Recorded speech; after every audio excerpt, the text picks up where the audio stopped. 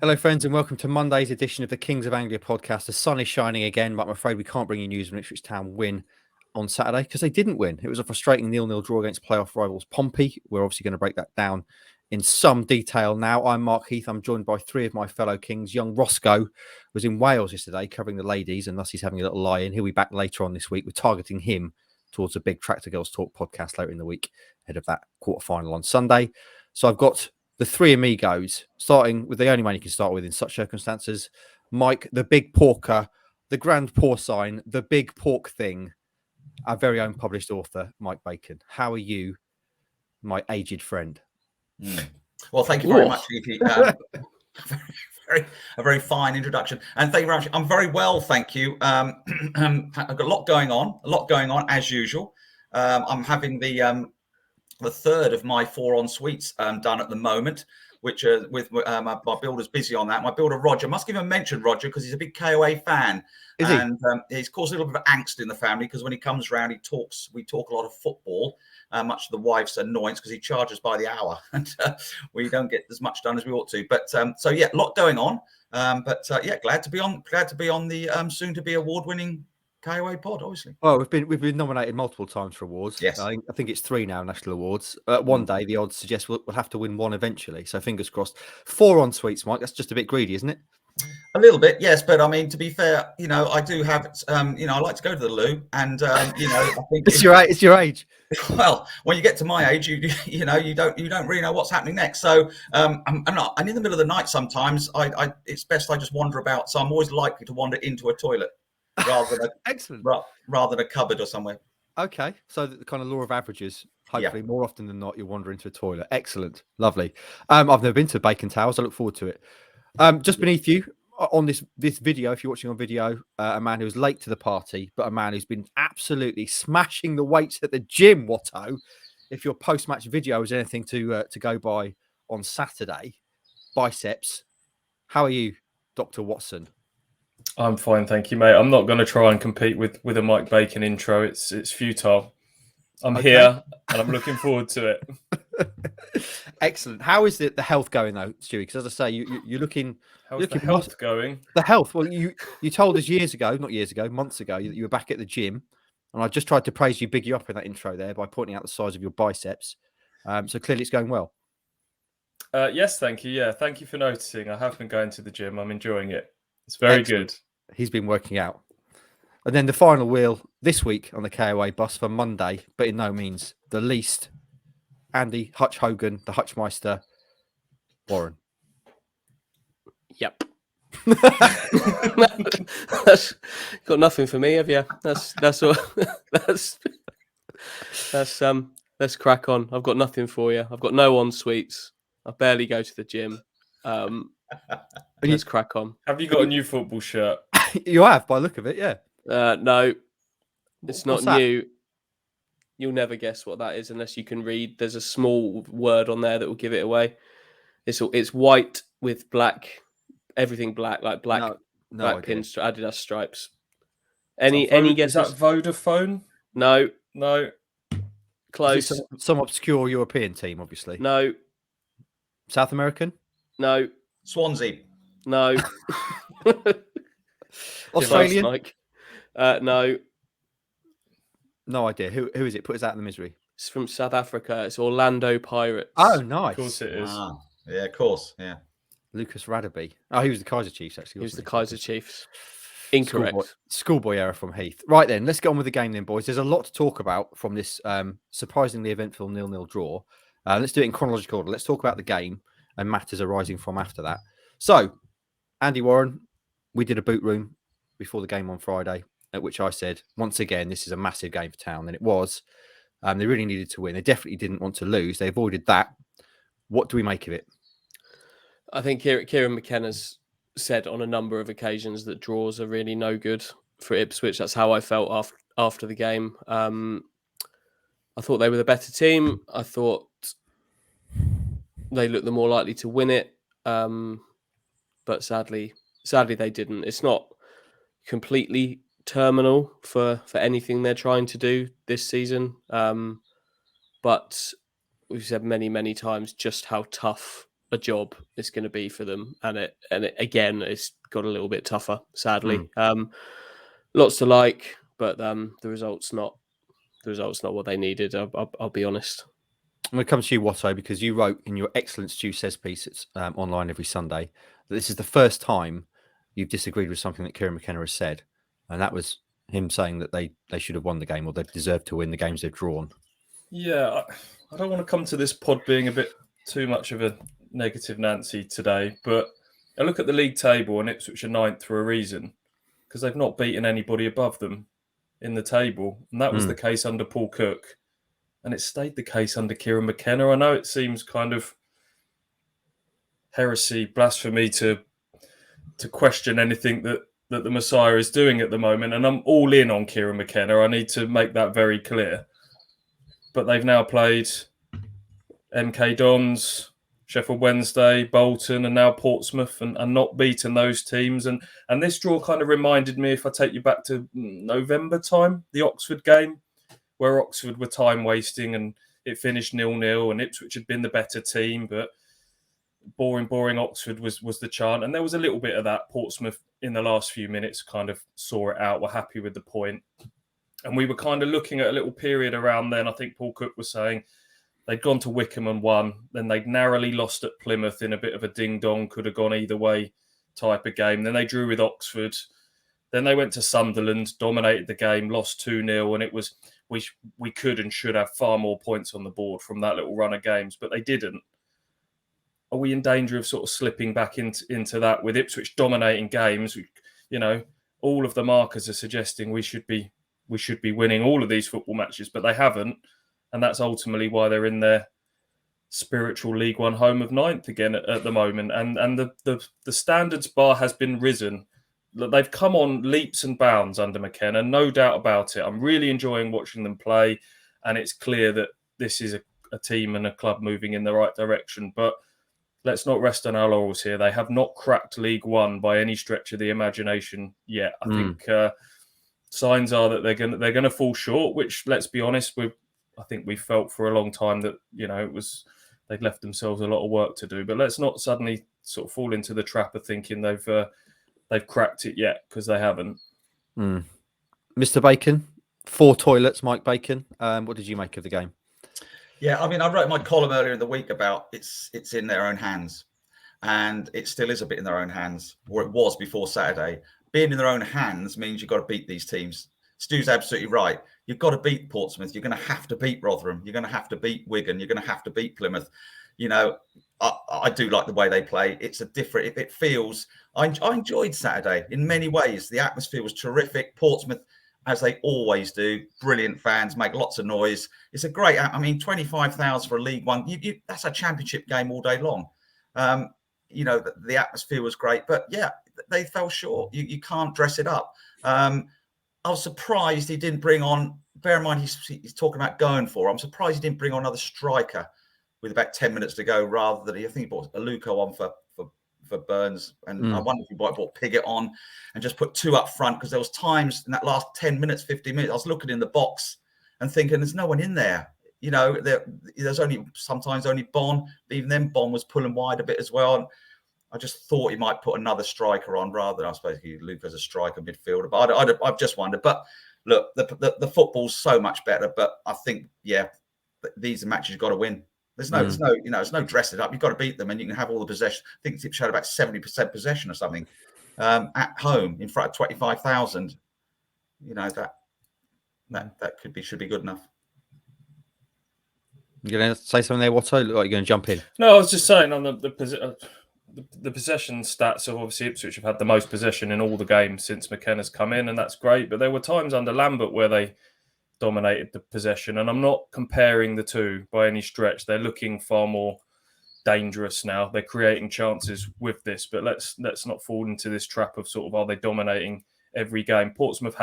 Ipswich had the bulk of the shots in this game, the bulk of the chances, but the best one went to Portsmouth when Aidan O'Brien put the ball over the bar from close range in the first half. I think they passed, they probed, but I don't think they were ever banging the door down. And this is where we come on to mitigating circumstances. I think there was a few maybe tired legs and tired minds. I think those long trips, successive trips to Lancashire to play Morecambe and Fleetwood, to play on some really heavy pitches, had just started to take their toll on Ipswich, coming off the back of that game in midweek where they went down like flies against Lincoln.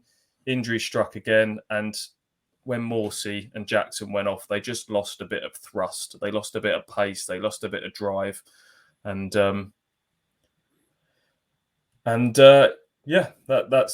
were those were the mitigating circumstances behind never really banging the door down. I didn't think in that second half. Okay, Hutchie, let's start with positives first before we get on to the injuries. So team selection wise, we knew ahead of the game that there was going to be at least one change because Edmondson has obviously got a badly damaged ankle, might be out for the season. So Cameron Burgess came in. Let's talk about him then, because I somewhat unfairly was quite concerned about that. I think of Cameron Burgess, I think of his last start, and I think of him being torn a new one by League Two strikers in that now infamous defeat at Barrow in the FA Cup. But he came in and did a really good job, didn't he?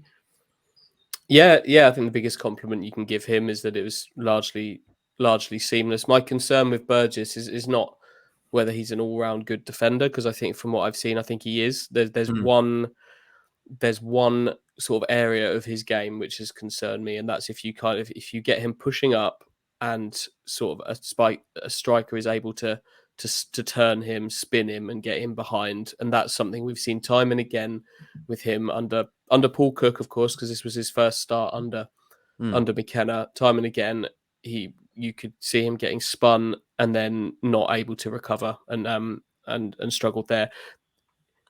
Maybe Kieran McKenna is able to coach that he's not kind of caught in those situations. Maybe Portsmouth were a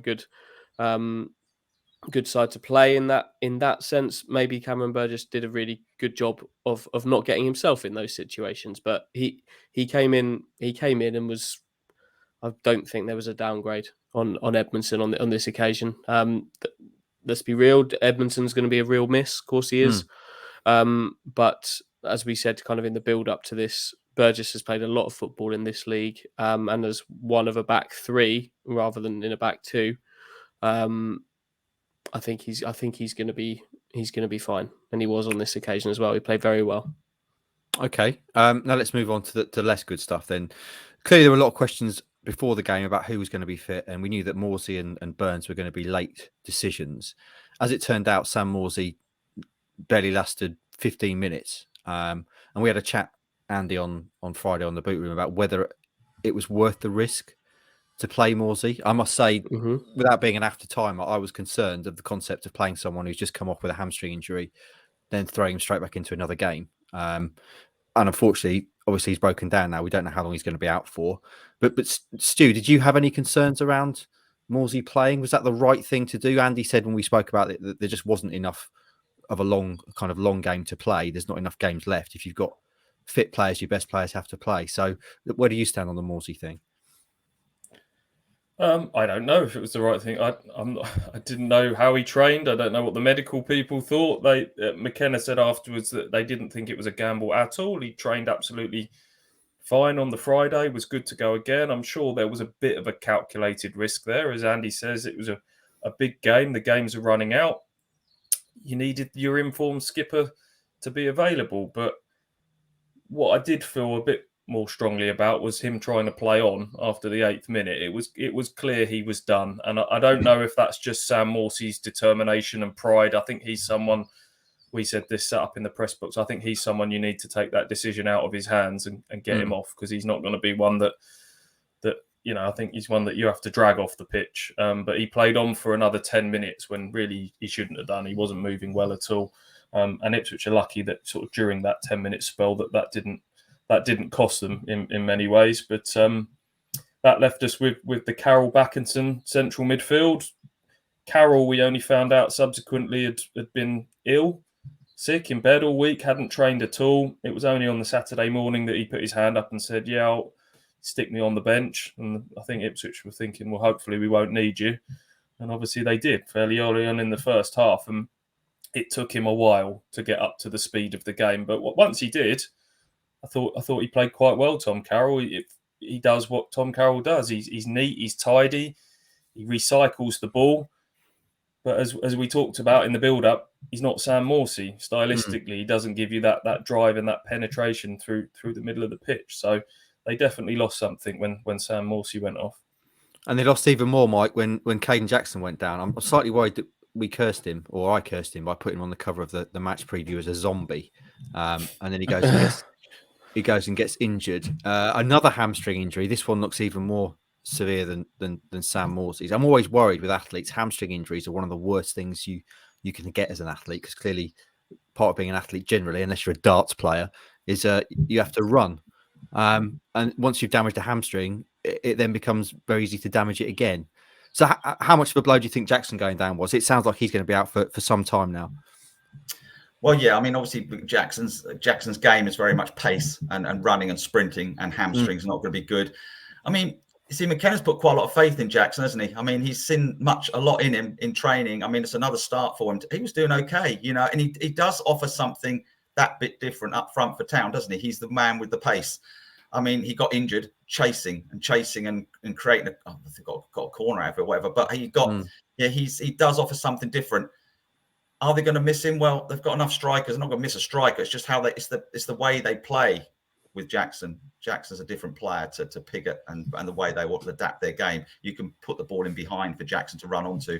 You're not going to perhaps get that so much.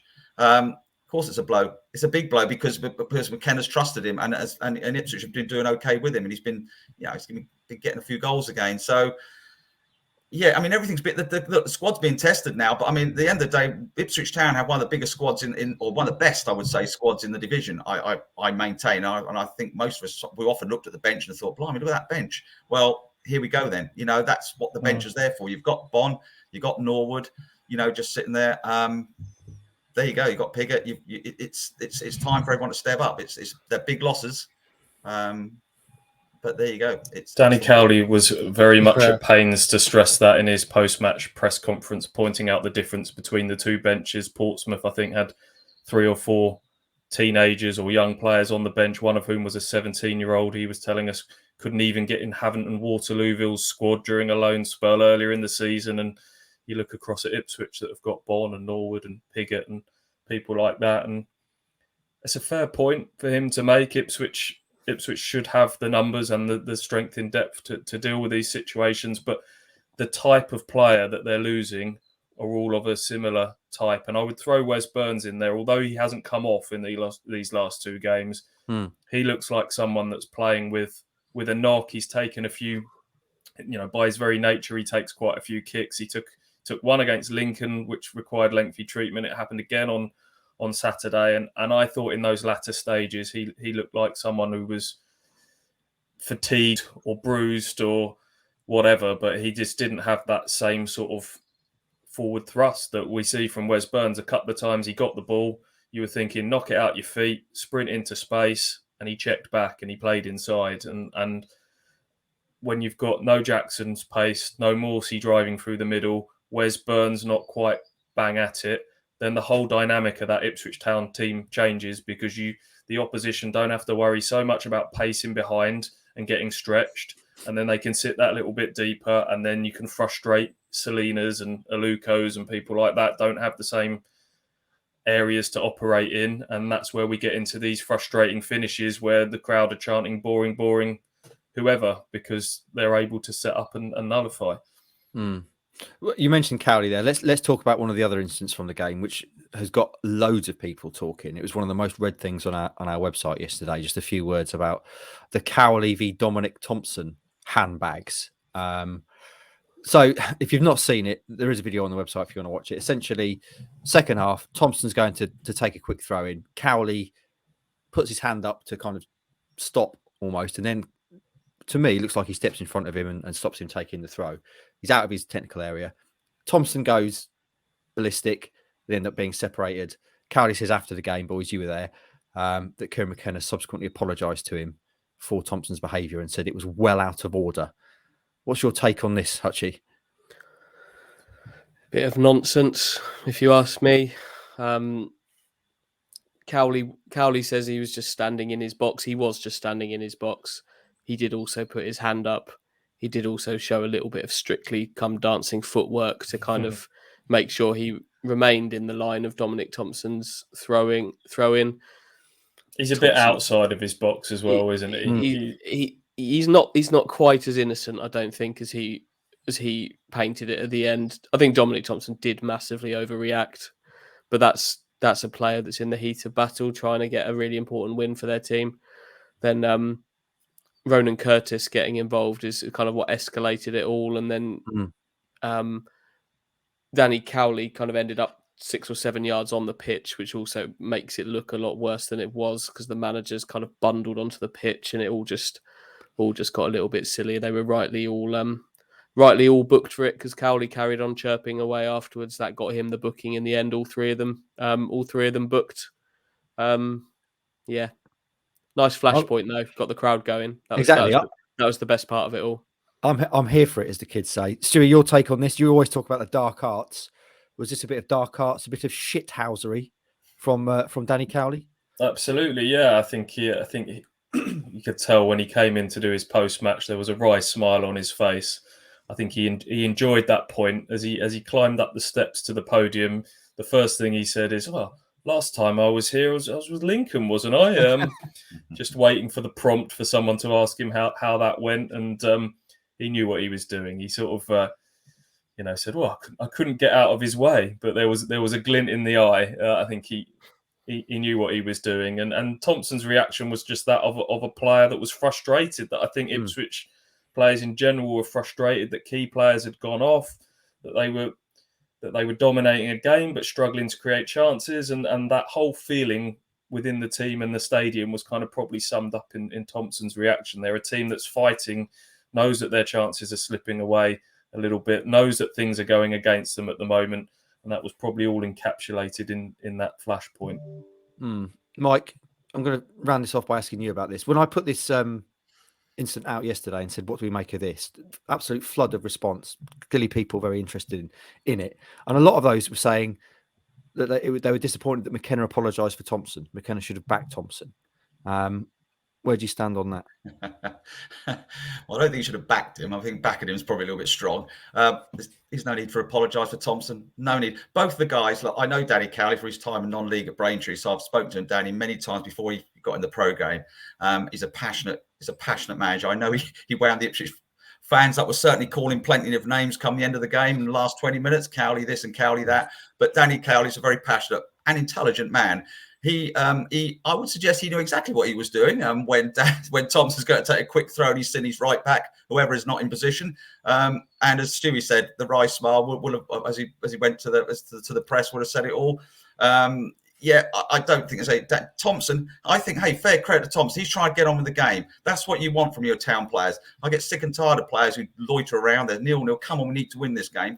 Good for Thompson. He's trying to get that ball. He's trying to get things moving. Cowley's basically peed him off, let's be honest, and it's all kicked off a little. It's all handbags, so it's not that big a deal. I'm not going to knock McKenna for a play. If he wants to apologise, that's up to him. I personally would not have apologised. There's nothing to apologise for. Cowley knew exactly what he was doing, and Thompson was just cross, and he wanted to get on with the game. And as Andy said, it's heat of battle. If you're a footballer and you're in, you're sweating, you're 60, 70 minutes in, you're frustrated. You just want to get on with things. You don't need someone standing in your way for a throw, and you just push them. So I think both sides will feel they sort of like had a little win there. Portsmouth fans will be thrilled that Cowley peed us all off with what he did. And town fans should be quite proud of Thompson, really, that he wanted to get on with the game. And I know it's not clever pushing people around. I not accept that. But at least he was trying to get on with the game. And because he wanted the 3 points. And Ipswich are very big on getting the ball moving again quickly. McKenna doesn't want dead game time. He's very big on how many minutes the ball is live for. And it suits Ipswich to have the ball in play as long as possible with the way they dominate the ball and create chances. So you saw it the other week with Chaplin taking a really quick free kick, led to a goal. As soon as the ball's dead, he wants them to get on with it. And I think opponents are wising up to that you have to disrupt the rhythm of Ipswich Town. And I think McKenna is that cool head on the sideline. If you allow yourself to get drawn into that, you've just eaten up into a few minutes. And you never truly get them back. We had 4 minutes at the end of this game. You never truly get those additional minutes. So I think he's just the cool head that's required to remind the players, look, we stay cool. We conduct ourselves the right way. Just Just keep the ball alive and keep playing and beat them at football. Don't worry about all the nonsense, as Andy rightly says. I'd also suggest that maybe Danny Cowley is bigging up the level of apology that he received from Kieran McKenna a little bit further than maybe was reality. I don't think there's a desperate bid to apologise for Dominic Thompson. I think it's just McKenna, as Stu said, trying to calm the situation down As quickly as possible. Yeah, calm it down, apologise, get the ball back in play. I don't think he's desperately gone out of his way to dig out Dominic Thompson on that occasion. It's a good job Cowley didn't hit the floor, isn't it? Some players, Thompson pushes him, they'd have done a triple backflip with Pike, and it would have properly kicked off. Anyway, excuse me. The other incident from the game, Hutchie, we have to talk about, of course. I don't know how much we have to talk about this really, because it seems fairly clear to me. But Town should have won the game. They scored a perfectly good goal, and you wrote a bit about why that goal should have stood. So let's chat about that now. I don't think anyone here would argue that goal shouldn't have stood. So where do we stand on this? And clearly, I don't know how you feel about VAR. Most people, you hate VAR, don't you? You have to say, "Oh, it's nonsense, ruining the game." I hate VAR. But what did you make of this? I was going to say, I don't know how far you want to go into this. It's we're kind of standing on the edge of a 45-minute chat about the offside rule, or we can just say that Kieran McKenna after the game said that if VAR was in this league and in this game, Ipswich would have won. It's all quite simple, really. Once you watch the replays back and you see what happened, I can also understand why the officials didn't give it at the time, because I thought that Wolfenden might have got something on the ball at the back post. So everyone's seen this by now. Luke Wolfenden is standing offside, attacks the ball at the near post, actually at the far post, actually doesn't touch it at all. An onside Cameron Burgess plays the ball back across goal to an onside Macaulay Bonne, who puts it in. So the reason it's actually a save. I didn't realise at the time. The goalkeeper sort of say it's on target from Burgess. I've only seen that back sort of on the replays, and then Bonne turns in the rebound. But anyway, he comes from an onside position. And that could have been so important as well for Macaulay Bonne in terms of ending the goal drought. A goal literally handed to him, wins the game, confidence up. Stu, where do you stand on this? Would you like to see VAR further down the leagues? No. I'd rather take one of these from time to time than have to be dealing with. We just talked about Ipswich not wanting to get the rhythm of games. I think VAR sucks the rhythm out of games with these long nonsense delays with referees coming over and whatnot. It happens. It doesn't make it any less frustrating. But as Andy says, you can see why in real time the linesman on the far side thinks that Wolfenden's the person that sort of puts it back across the box, because it's a long stretching leg from Burgess that gets it. But Wolfenden's the man that's really attacking it at the far post. But you're right. Such are the fine margins. Bonne scores 1-0 win. They've beaten a top six rival. The renaissance of Macaulay Bonne is starting from here, and we're all feeling sort of much bigger about it. But it didn't stand. Can I just run one thing by you as well? And my 5 observations thing. You know, I have to do 7 this weekend. 6. Yeah, 6. No, 6. You had 6. Was it? Or was it 7? You had 8 the other day. You know, I have to do little subheadings for these things. I nearly went with "wish you were VAR." Doesn't work, does it? Love it. No. What's this? What are you trying to say? Wish you were here. Absolutely doesn't work. It doesn't, does it? Not even close, mate. No, thank you. I'm glad I took it out in the end. It doesn't work. It would have been up there with Mike's AXA do nicely. AXA do nicely, exactly. You take the notes off, my friend. You go for these little idiosyncrasies, whatever the word is. You pile them out, my friend. There's far too much of this dull 0-0 draw and honours even and all this sort of crap. We need headlines like this. That will do VAR or whatever you said it was. That doesn't mean anything. Doesn't matter. It's thinking outside the box or outside the biscuit, as I would say. Thinking outside the biscuit. Just to be clear to listeners/viewers, AXA do nicely was a huge front page of the Green and many years ago when the FA Cup was sponsored by AXA and Ipswich won an FA Cup game, and the headline was "AXA do nicely," which I think you decided was a play on words for "that'll do nicely." Yes. Doesn't work, does it? Because it was sponsored by AXA. It was sponsored by AXA that year. But AXA and that'll. Mate, you wouldn't put Emirates will do nicely, would you? I might do. Yes, you wouldn't. I might do. I mean, I thought AXA do nicely. We beat Tranmere away in the FA Cup, and it said, and the headline was a beauty. AXA do nicely. That will do nicely. I like it. I'm here for it. Mike, also, obviously, you may know Mike from other such headlines as Curry stings the R's. Yes. I mean, that's a good one. That works. That works. Yeah. Thank you. And I also remember one you threw away, Mike, if I don't mind saying, on the Sudbury Mercury, the dear old Sudbury Mercury. I remember once there was a headline, Yeager bomb, because one of their players called Yeager scored a spectacular goal. And there we go. We had Yeager bomb. Yeager bomb sinks whoever they play. Yeah. Absolutely. Nothing will ever touch the Super Cali Go Ballistic Celtic were atrocious, though, will it, boys? As a sports headline, that is the gold standard. Right then, that's the game talked about, boys. Is there anything, any other notes from post game? Anything else to discuss? Hutch, I'm going to start with you. Anything else you want to pass judgment on? Mention in dispatches? Can I say no? I think. Yeah, absolutely. I mean. I don't really want to start talking about the offside law and VAR. If let's not do it. I've probably got more to offer in that sense, but I don't think I want to. If I'm honest, no. That's what you have to do, though, isn't it? Anytime anyone mentions VAR, you have to go, "Oh, it's ruining the game. Hate it." I mean, I don't like it, but that's as much as I'm willing to give you on that. And there are lots of very nuanced reasons why I don't like it, but we'll leave that for another day. Yeah, I'm not sure today is a day for nuance. It's not the day. Watto, give us some final thoughts on Ipswich Town 0, Pompey 0. 11 clean sheets and 15. Yes, isn't it? Yeah. That's quite good. We've had a submission, by the way. I was talking about names for the back line. We've had a few suggestions. I think my favourite, though, Ross Wishart, has come up with. They should be called the utility room, because you've got the fridge, obviously Edmondson out. Cameron is now the freezer, Burgess, and you've also got Christian, the washing machine, Walton, who keeps sheets clean. What kitchen appliances do you know? He doesn't go into that, but I reckon we can have him as the dryer or the dishwasher. The dishwasher, yeah, absolutely. Wolfenden, I'm not entirely sure how he fits in, but I just like the name, the utility room, as it sounds to me like a solid defensive unit. What's the most laid back kind of kitchen appliance? Just casual, just gets the job done. No frills, no fuss. Probably a kettle, I'd have thought, innit? Microwave. Toaster. The microwave, yeah.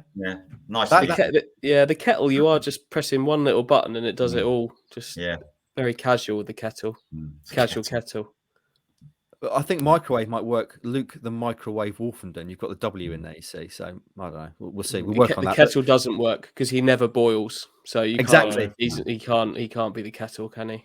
He's a bad kettle. Mike, any other notes from the game? You were there.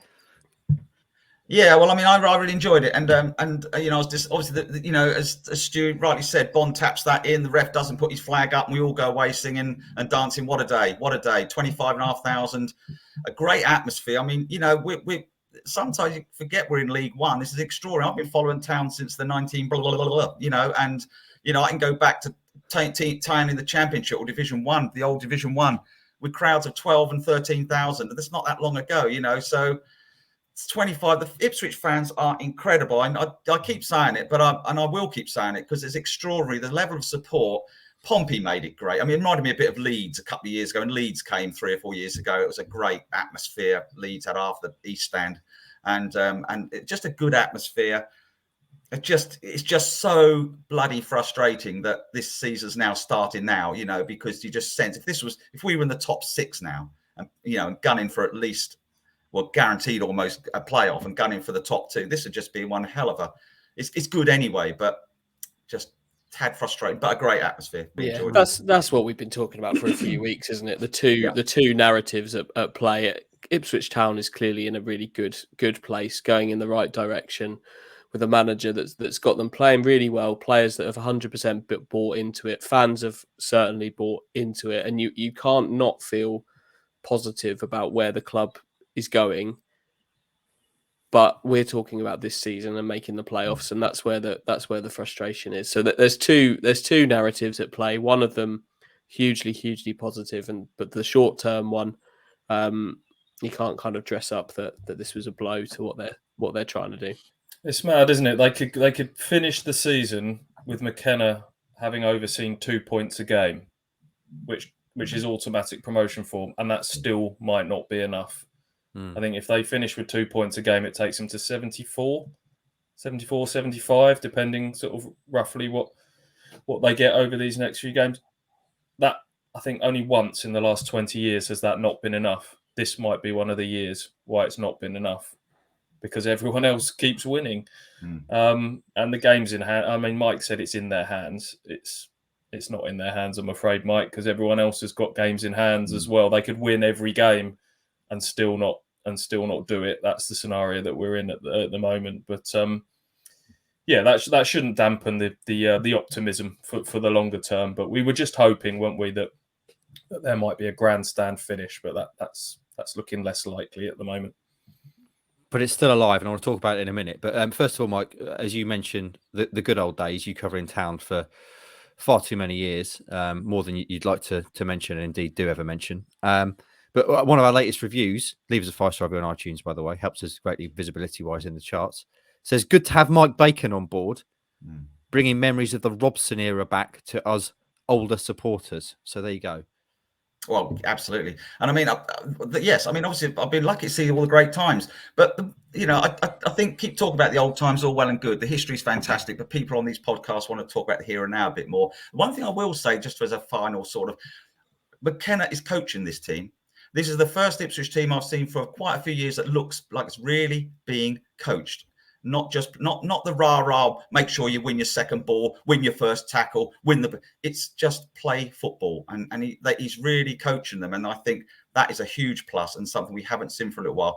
And I think the future is bright. It's just as we say, it's a shame it's not this season. Right then, let's have this chat. We have to have this chat every week, but I want to put a more definitive spin on it this week. Andy, the 8 games left, Town have got 60 points. We said 75 points generally gets them in. So if Stu says they get 2 points a game, they'll end up with 76 from this point. Can they do it? Will they do it? Your thoughts, please. I want a definitive yes or no. Can they do it? Yes. Will they do it? I think I've said I felt the same the whole way along. I think no. I don't think they will. If you want a definitive yes or no, it will have to be a no from me at this point. But that doesn't mean that there's not a huge amount to be positive about. We talked about this a little while ago. I can never remember if Stu and I talk about this with a microphone on or off, but I said they'd finish 8th. It might have been on a podcast, might not. It's hard to tell sometimes, isn't it? What you've actually said and where you've said it and whether it's been broadcast or not. But you mentioned these chats you have in the car on long journeys with you and Stu. I think we should start offering those to listeners. So, yeah. We might have to, there might have to be some censoring late night, in certain areas of them. But yeah, honestly, our best football conversations with each other are undoubtedly in the Honda Jazz because they're fresh. I want to give the people this insight. Mike, yes or no? 8 games left. Ipswich Town, they can still do it. Are they going to do it? If they'd beaten Pompey, I'd have said yes. But I'm going to say no. I'm afraid, sadly. I don't think they will now. I think that was a chance missed, and I think they know it. Of course, they still can. Yes, of course they can. They still can do it, but you've got to beat teams. As Stu said, you've got to beat teams like Pompey. You've got to beat the top teams. Okay, and they've still got too many top teams to play as well. So that's 2 no's. I've saved you to last, Stu, because you undoubtedly are going to give the longest answer to this, because you're going to show you're working out. Yes or no? Are Town going to get into the playoffs? No. Mate, you've done that on purpose, you bastard. Shall we talk then by way of moving on? We've often talked about things that Kieran McKenna is changing at Ipswich Town and ticking off as we go, things that we've not really seen in the 10 plus years, Stewie, that we've been involved covering Ipswich Town. This team are doing things that aren't Ipswich Town like. and they're going through ticking things off. But the one thing that they've still not really done, which you touched on earlier, Stewie, is beat top teams. I referred to them competing with top teams, which they are doing a few pods ago, but they're still not beating them. I mean, if you look at that run of McKenna's, these 15 games, what's his best win? I suppose you'd say Wycombe, would you, in that run of games, in terms of rivals?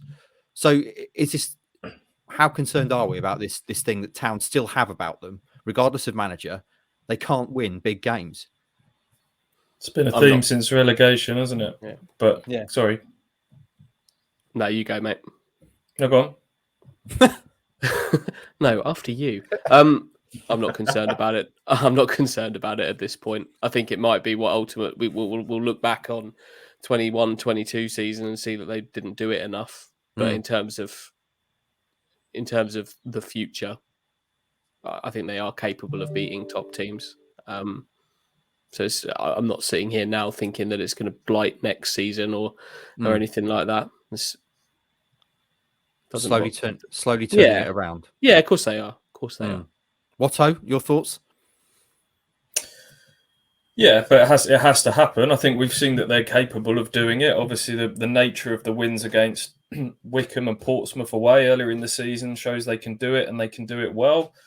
I think hearing the way that opposition managers are talking about Ipswich Town at the moment tells you what everyone thinks of the direction this club is going in. Danny Cowley talking about them being super heavyweights of the division, and Michael Appleton by far and away the best team in the division. They're all queuing up to talk about Ipswich. I think they all know that next year Ipswich are gonna be a force to be reckoned with. But we thought that going into this season, and we thought that going into previous seasons as well. So I take you back to the first point. Let's not fall into the trap of thinking that's it, we've cracked it, it's all heading in one way, until I'd still like to see proof of wins against Oxford and or Plymouth in the next couple of games. See if they can beat a Wigan or Rotherham over the Easter weekend. That would really be a statement, wouldn't it? So there's no getting away from it. It's something it's still one of the narratives that still needs to be changed. Okay, all right. By way of finishing this week, I thought there's a couple of things that are kind of loosely football sport related that I thought would be good to talk about. I shared on Twitter yesterday a tremendous thread about footballers who don't really like football, successful professional footballers who don't really enjoy the game. David Batty was one of them. Says since he's retired, he hasn't watched a game and he can't understand why anyone would pay to watch a game of football. So I thought, boys, by way of a conversation, I know Mike's on the pod today. Clearly, we all love our job. It's nonsense that we get paid for what we do. But if you weren't doing this job, what would you be doing? Mike, I'm going to start with you. We know you're already a published author, a man of many talents and 4 ensuite bathrooms. If you weren't a journalist, which you've been most of your life, what would you be doing? I would be a solicitor, because I would like to stand in court. I would love to be, or lawyer, stand in court with them things on your head and be addressing people and making really posh statements and staring at juries and just, like Tom Cruise, Cruise in a always Tom Cruise. Yeah, because what's it called? A few good men. A few good men, yeah. Few good men. What a courtroom drama. That's my job. I'd love to have Nicholson or someone like him in front of me. Go on, say code red, or whatever it is, or whatever he did in that, and he gets himself. And how does that feel? It must be fantastic. It's almost like an Ipswich Witchers last heat winner or a Macaulay Bond 25-yarder. Getting Nicholson to say that at the end of your lawyer. So I would love to be a lawyer. I'd love to. Fantastic. That's what I'd love to be. I'm not clever enough, but it doesn't matter. I'd have had a go. I see you being a bit more Judge Rinder than Few Good Men. The way you talk about it, would you be better off kind of pointing yourself towards being maybe possibly an actor? You could then play these parts, because you've not mentioned kind of justice, anything in there, kind of like helping people like in their struggles in court or anything like that. That doesn't seem to be a motivation. It's more kind of the image side of it. You could maybe do that in Hollywood. The wig and the drama, essentially. Yeah. Yeah. I haven't. Yes. Oh, yes. I haven't really got much scruples over why I'm there. I mean, I'm just literally there because, yes, I'd like to make a scene. I like to make a scene and a big noise. Yes, perhaps an actor. I'd like to be better as an actor, but an actor who plays a lawyer all the time. Have you ever been to court, Mike? Have you ever actually seen justice in action? Well, I have actually, yes. When I was on a journalistic course, I went to Lewis Crown Court many times, but I found it all rather dull, to be honest, because it wasn't the old Bailey with, and it certainly wasn't like Tom Cruise's in A Few Good Men. That's a brilliant court drama, but Lewis Crown Court wasn't like that. I will say, as a veteran of many years of news reporting and covering some big cases, seeing a top barrister in full flow in court is one of the most impressive things you can ever see, and there is a lot of theatrical kind of performance side about it, so I can understand that. I think you'd be probably a defense barrister, Mike, because they're the ones that make the most money, and you know, you could argue have fewer scruples. So that's where I'd see you. Be like Mr. Loophole, getting celebrities off of driving bans. exactly. And I would love to see you in that little wig they wear, Mike. I think you'd and strutting out of the courtroom with some celebrity on your arm because you've just got him off a DUI or whatever they call it in America, and sort of things, and just waving to the crowd, and they just it'd be all about me, obviously, and jumping in my Lincoln and going home. It'd just be. I think you want to be a lawyer in America by the sound. Yes. Well, have you read Michael Connelly's The Lincoln Lawyer? I've seen the film. Another classic. I mean, I love all that sort of stuff. That's me. So, are we to expect a legal thriller coming from the pen of Mike Bacon soon? Yes, you will. Excellent. I think that's that. Yes, excellent. A legal thriller is certainly what's on the cards shortly. So we've drilled down into that. Mike doesn't want to be a solicitor, doesn't want to be a barrister. What he wants to be is a fictional lawyer in America. Andy, if you weren't a journalist and you've been a journalist for some time, what would you be doing? So when I was going through the careers process at school, they did these weird little tests. Did you have to do these? That you filled in these questionnaires, and at the end of it, it chucks out a job for you. Mine was perfect. Trout farmer. How is that even an option? No idea. That of all the boxes I ticked and I went through and answered all the questions, that the thing chucked out trout farmer, and I had to sit down. I remember it very vividly, sitting down with my form tutor in year 10 or whatever it was at school, and she explained to me, your questionnaire has come back and it's trout farmer. So wow. I'd probably just followed. I should have followed that really from that point. How did you get to that answer? I don't know. You said that you really like fish. You enjoy the water. There were no fish. There were no fish-based questions in the thing. But that's what it told me I should do. And most days, I think I should have probably followed that. I have been to a trout farm. I used to live quite near one in Wiltshire. The people working there looked like they were having a great time. So either that or something to do with the police. Yes. Now, you were genuinely toying up the idea of being a detective at one point, weren't you? I'm right in saying? Still am, mate. They launched like civil. They fairly recently there was like a search for some civilian detectives trying to bring some outside skills into the police service from not kind of like academy grown. They didn't want homegrown anymore. They wanted some chiseled veterans with different skills to come into the police services. Didn't have to have any kind of background in policing. And I still something I might do. So what kind of detective are we talking about? Are we talking about a Mike fictional American style detective who's throwing people downstairs? Are you talking about a very kind of serious forensic style detective? What kind of detectiving would you want to do? Well, I think Suffolk Police, who put that advert out, and myself would have fairly different ideas of what someone in that job role might actually be doing.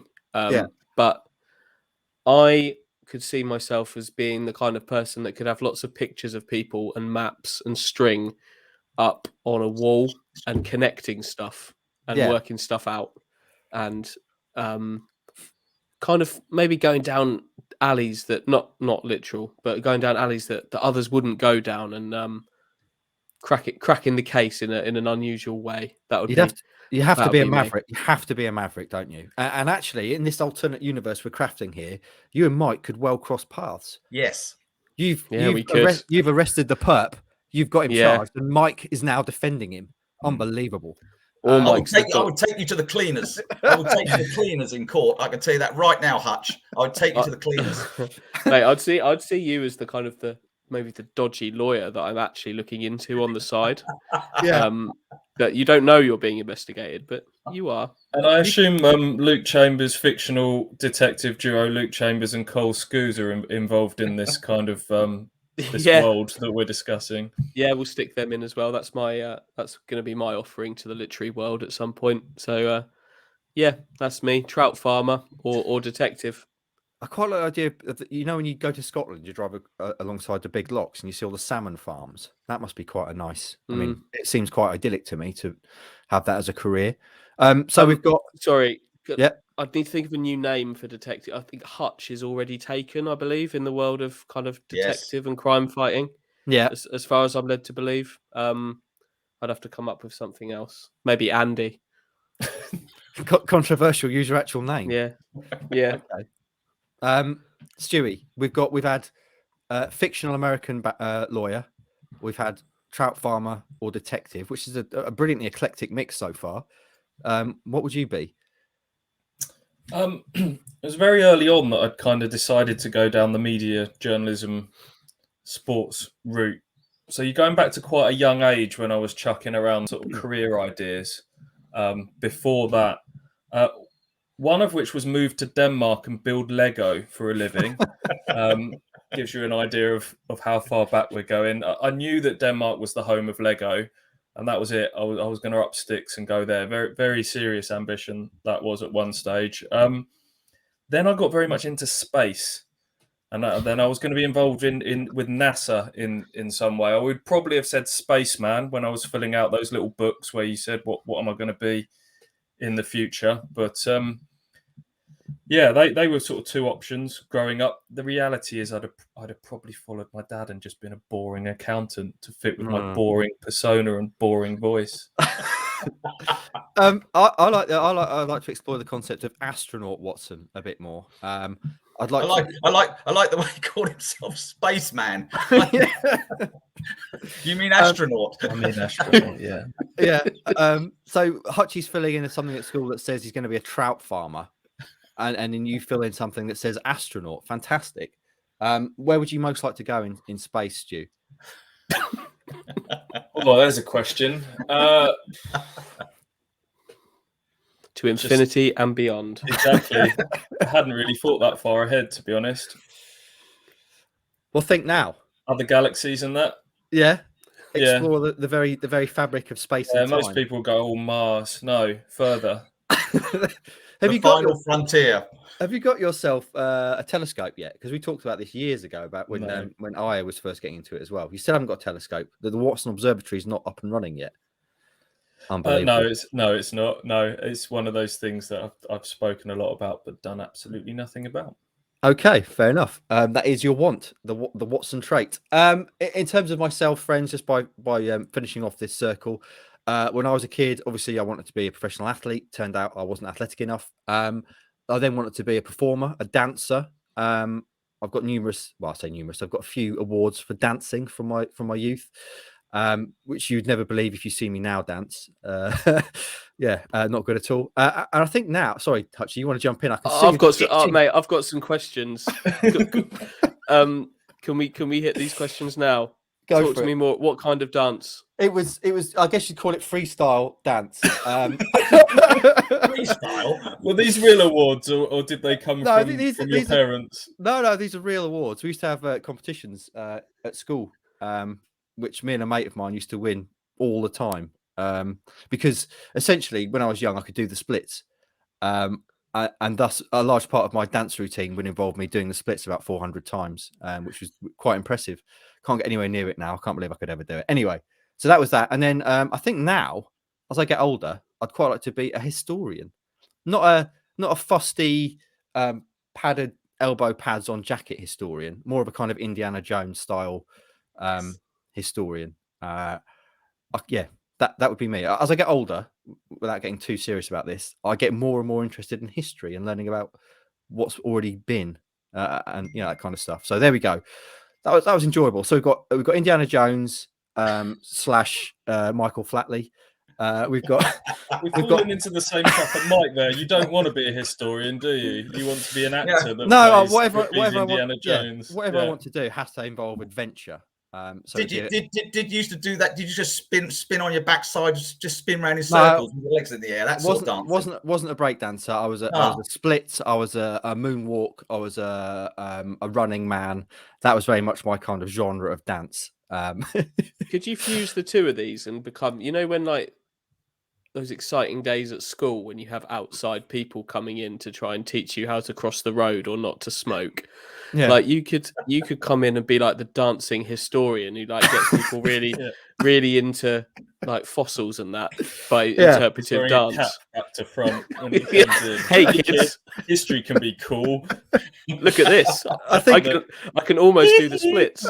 Yeah, but I think if I was going to be a proper historian, my speciality would be military, like wars and that. So I don't know how that would mesh up with dancing and scaring kids, firing guns and that kind of stuff. Just got a vision of you trying to do the splits and just tearing your grin. Yeah, Mark needs someone to help him up now, kids. Did you guys ever have like? We had some prisoners come in from a local prison to like. That was odd. They came in and they had like all their weapons that like what? Like in prison we just fill this sock full of batteries and hit each other with them.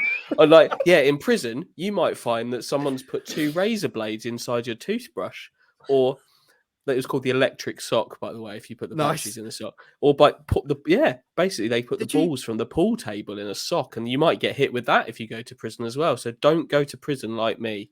Did you go to a really rough school, Hutch? Is this like a careers thing? This is your potential future. Get some advice now. I thought my school was quite good. Coppleston High School in Ipswich, loved it. But I remember it vividly. They came in. We were in like the dance studio, which is probably you'd have enjoyed it in there, Mark. Our school, and they did all sorts. Like the bloke stood up and he's like, "Yeah." And the guy that brought them in, I said, "So why have you gone to prison?" And this guy went, "I'd done a murder," and then he kind of talked us through like the bad stuff that can happen to you in prison. I guess it was part of their rehabilitation, but it definitely meant that I left that session. Wow, definitely wanting to be a trout farmer rather than going down the life of crime.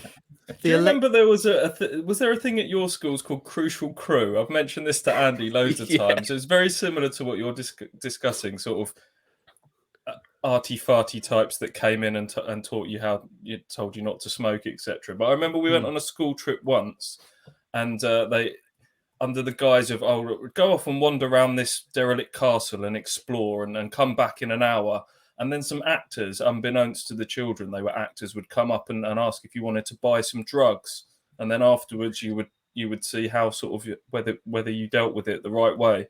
I think various. Did you say yes? I think I think the answer might have been how much. But yeah, Crucial Crew. That's a head. Going back to headlines, Mike. Your headline. We've talked about using that. We were hoping that the second to last game of this season at Crew would indeed be Crucial Crew for Town, but alas, we were all negative. Blues Cruise was what I used once. We beat them 3-0. Blues Cruise. CRUISE. Excellent. Friends, my only regret about this podcast is we spent the first half hour talking about football, because the last 20 minutes has been some of the most fun I've ever had, and could be a standalone show on its own. I did have a second question, but I'm not going to ask it because I think that would sully what's come before, because that was extraordinary audio and visual. I hope the listeners agree. What would make it better visual is if maybe the outro involved you moonwalking off screen. Yeah, I'm on carpet here, mate. It's not going to work on carpet. Just do the splits then. Yeah, I would permanently damage myself if I attempted the splits now. I genuinely can't believe I used to be able to do it. Anyway, friends, anything else to mention? I say as we look to wrap up this week. No, I lost £500,000 on £1 million picks. Oh no, which means I might have to turn to a life of crime and trout. What was I can't remember what your bet was now. Both teams to score, Morsi to score. None of those things happened. Not So even now one of the teams scored. You're all the way down to 500 grand again. Yeah. Now. Yeah. Oh no. Well, you've got 8 games left to get that back. Stewie, Mike, anything to mention before we take our leave from what's been a most enjoyable Monday podcast? No, I'm all fine. Just going to go check on Roger and the builder. But apart from that, I'm fine. Check on Roger. We've got a lot to discuss. I thought that was a euphemism. Check on Roger.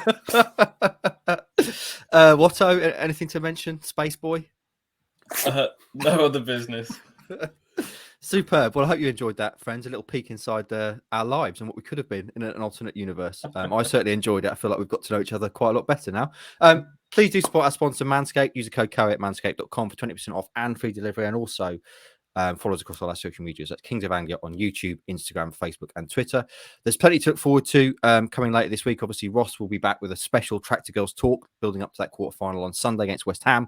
We'll be back later this week as well, building up to the Oxford away trip, which is massive, huge, monumental game for Town. We've learned so much today, friends. We've learned that Town still can't beat big teams. We've learned that Mike wants to be a fictional American lawyer. We've learned that Hutchie should have been a trout farmer and knows what an electric sock is.